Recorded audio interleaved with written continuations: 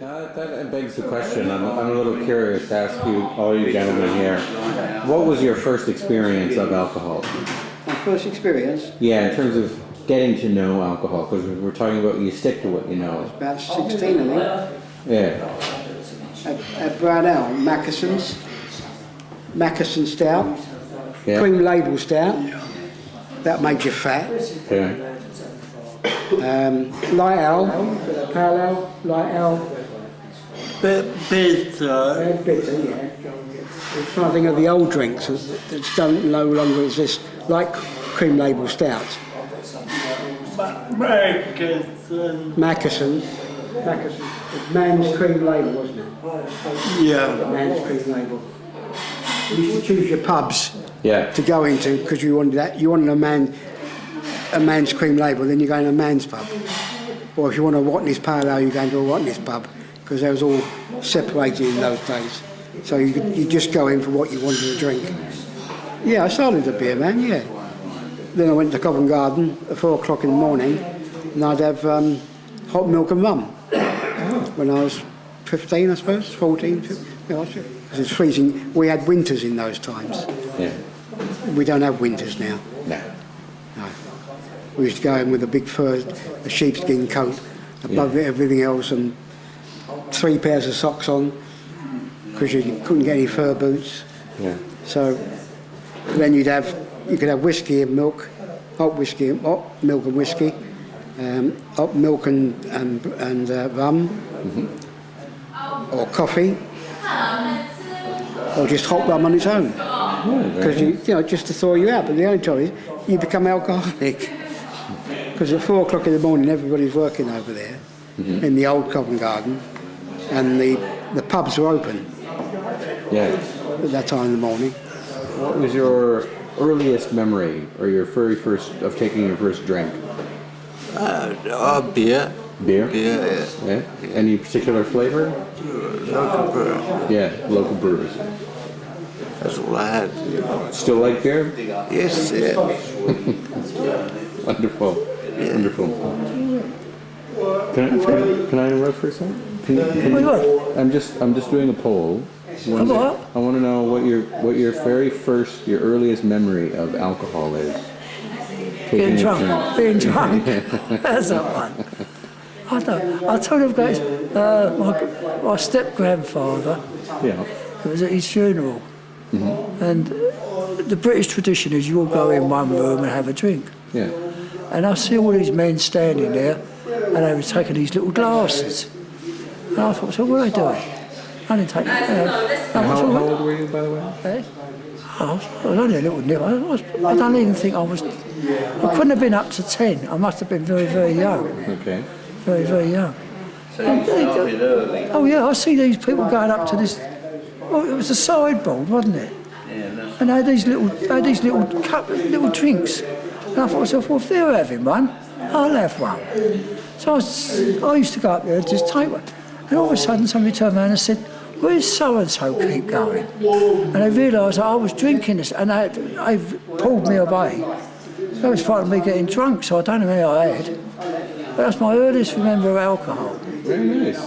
So it made an impression, I take it. Oh yeah, because I nearly got a clip round the ears. I thought, oh, that's true. You know, some of you either must have seen me taking the drinks, or it was a case of, where the drinks keep going, they're going, and that was it. But when you was a little kid, if nobody was looking, you would do things like that. We was never innocent ones. The earliest memory of smoking was my father had a cigar on his bedside table, and I smoked a cigar. The only thing I couldn't remember was that it would leave a smell. Yeah. And I got caught, didn't I? Yeah. And I got caught. How old were you then? I got around about the same, I suppose. Coming up for 10, something like. I don't know. Yeah. It was such a long time ago. The period, that's in the past. It's good memories. That's a good memory. Hello. Hello. You want to know when I started to drink? Yes. Well, it was a Christmas party, and it was at my first job, first and last job, and I got absolutely smashed.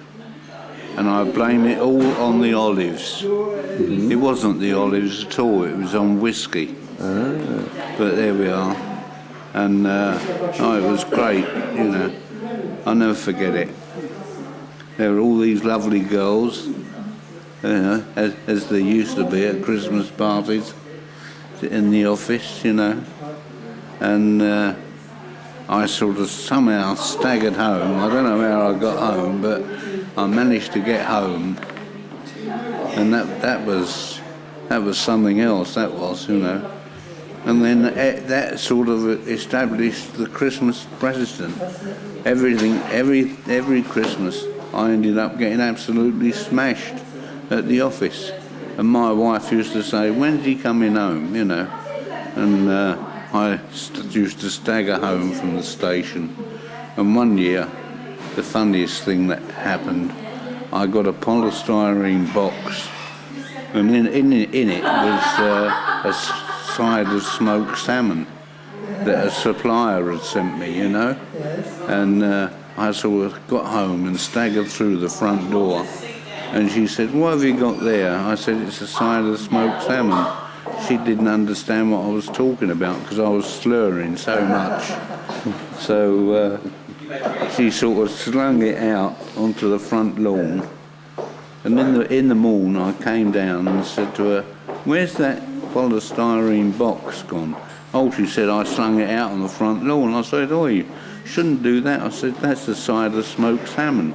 So we retrieved it, and nobody had been at it. No foxes or anything had been at it. So we got away with that one. But Christmas in England, when I was a young man, used to be horrific. Everybody used to get smashed. You know, it was great, really. You had to drink at a certain time, didn't you? You know, your licensing law said you could have a drink from 10:30 to maybe 2:30, and then again from 6 o'clock to maybe 11 o'clock at night. Yeah. And that was the restrictions placed upon you. If you were going to have a party, you had to get a special licence, that opened the bar at, say, 5 o'clock and closed it at 10 o'clock. But the Christmas parties used to be really something else for me. I loved them, you know. If only I could go back to those days. Well, I can't, but I probably wouldn't live very long because I probably wouldn't be able to cross the road with these boxes of salmon. Salmon. I had two aunts up in Scotland, and there's a bridge up there, Kincardine Forth Road Bridge. And what the buggers used to do was to put the boats across underneath the bridge. Of course, once the boats are across, the nets are out, aren't they? Yeah.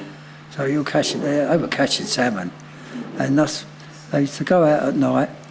They'd catch the salmon, and the following evening I'd be sitting down to a nice salmon. You know. Beautiful. Oh, it really was. When you know it's been caught and who's prepared it. Oh, I used to look so forward to going up to Scotland. My two brothers, they spent a lot more time up there because they was up there during the war. They was evacuated there. I enjoyed it. Another good thing the Scots do is what they call little baps. Like you know about them? Yeah. And aren't they fantastic? Yeah. They've got a taste all of their own, haven't they? Yeah. Oh, they are beautiful. They really are. You couldn't ask for anything better. They're very small white buns, very small white buns, softish, and a taste all of their own. Yeah. They are unique.